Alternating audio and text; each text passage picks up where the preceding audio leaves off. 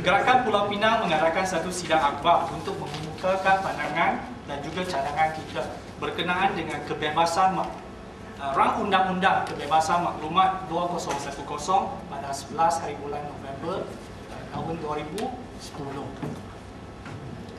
Okey, antara perkara penting yang dibangkitkan sewaktu sidang akhbar itu hanya dua sahaja. Dua sahaja yang penting. Yang pertama, kita dapati bahawa beberapa perkara yang dibentangkan di dalam Wang Undang-Undang Kebebasan Maklumat 2010 ini, so-called Freedom of Information Enactment 2010, termasuk sekurang-kurangnya 7 bahagian yang jelasnya bercanggah dengan semangat kebebasan maklumat 2010 dan seharusnya dipandang serius sebelum diluluskan. Sekiranya tidak, FOI iaitu Freedom of Information ini akan jadi Freezing of Information. Poin yang kedua, selaras dengan semangat enactment kebebasan maklumat ini juga kita minta Kerajaan Negeri Pulau Pinang supaya mengemukakan, disclose 3 perjanjian yang melibatkan kepentingan awam. 3 perjanjian itu iaitu yang pertama Penang Free Wi-Fi Agreement, yang kedua Teluk Bahang Theme Park Agreement, yang ketiga BJCC Management Agreement. Maksudnya sekiranya Kerajaan Negeri ikhlas hendak menjadikan kebebasan maklumat itu satu kenyataan, tidak perlu untuk tunggu selepas rang undang-undang itu diluluskan. Sebenarnya boleh kemukakan 3 perjanjian itu untuk maklumat awam. Apa yang berlaku? Saudara-saudara boleh rujuklah antara 7 perkara yang dibangkitkan dalam handout itu. Apa yang berlaku kemarin, iaitu 13 hari bulan November, Yang Amat Berhormat Ketua Menteri Lim Guan Eng bertindak balas untuk saya ni secara spinal reflex lah, cepat sangat bertindak balas terhadap sidang akhbar yang dilakukan oleh Gerakan Pulau Pinang dengan tujuan jelas memperlekehkan gerakan dengan menyatakan 2 poin yang penting. Yang pertama, gerakan ini buat bising sahaja, dan peguam gerakan sengaja buat bodoh, cuangsa, sengaja buat bodoh kerana rang undang mengikut Ketua Menteri, rang undang-undang ini hanya dalam proses bacaan pertama dan belum dijadikan enactment lagi. Mengapa kamu gerakan buat bising? Okey, yang kedua, gerakan mempunyai perasaan sour grape lah ke atas pembentangan rang undang-undang ini. Kerana tidak dapat laku, mereka dapat lakukan, maka kita ada perasaan macam itu. So, ingin saya di sini menjawab dan juga respon terhadap, boleh dikatakan apa, sedikit berunsur tuduhan Ketua Menteri kita.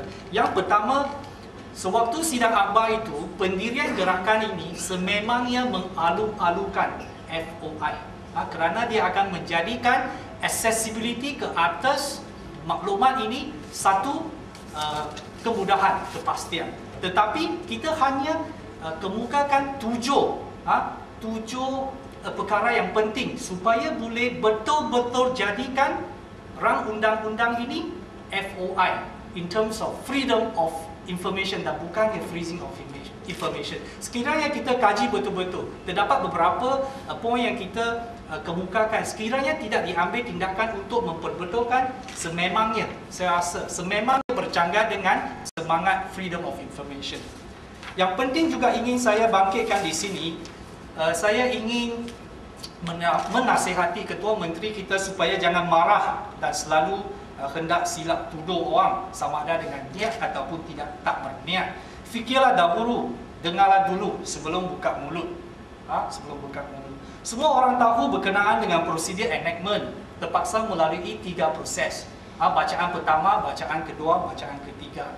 Untuk kami gerakan hanya memainkan peranan konstruktif kita, menyuarakan perhatian, menyuarakan pandangan kita sewaktu bacaan pertama.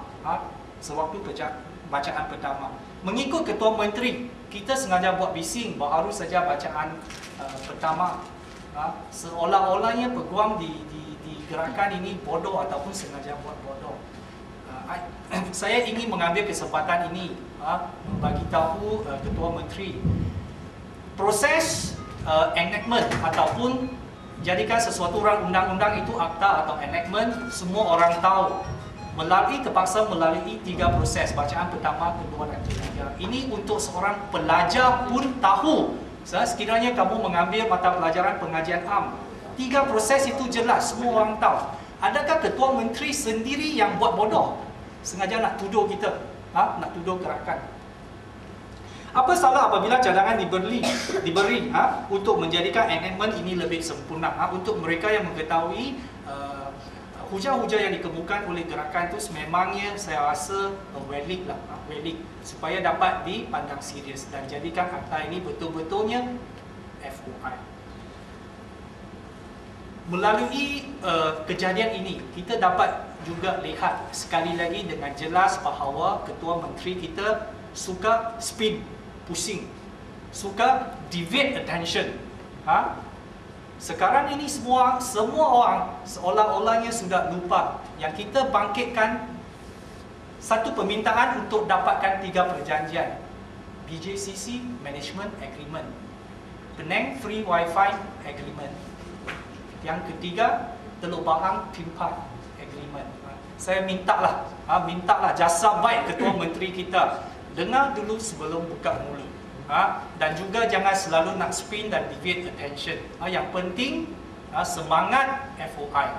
Yang penting bagi tahulah kita, kemukakanlah kita, disclose lah 3 perjanjian ini, supaya dapat tunjukkan teladan dan juga semangat kebebasan maklumat ini. Sekian, terima kasih.